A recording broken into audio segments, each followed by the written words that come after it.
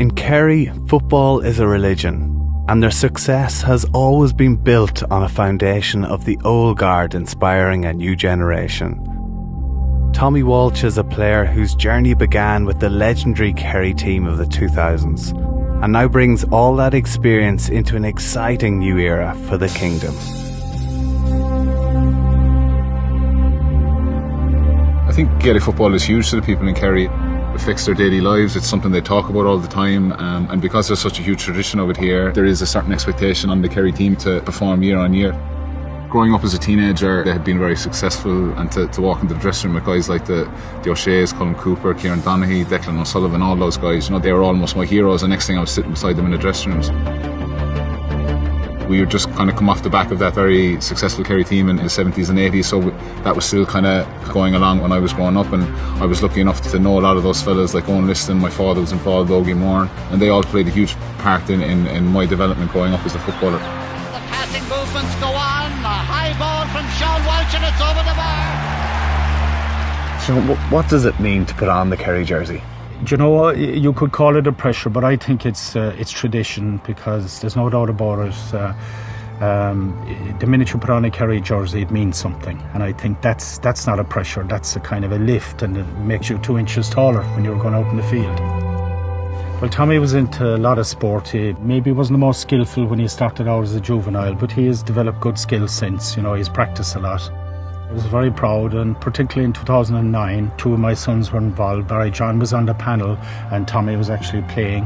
That was some feeling to realise that 2 of your sons had emulated you and won All-Ireland medals. So how many All-Irelands are in the Walsh family? There's 10. There's my father's 7, I have 2, and I have a brother who's 1. I think the memories are probably more important than the medals, but it's nice to have a look at these the odd time too.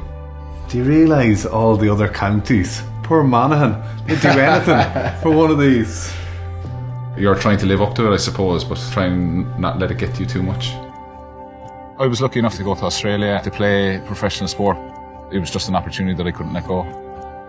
I picked up an AC injury in 2013. I tore the 3 hamstring tendons off the bone, so it's pretty significant.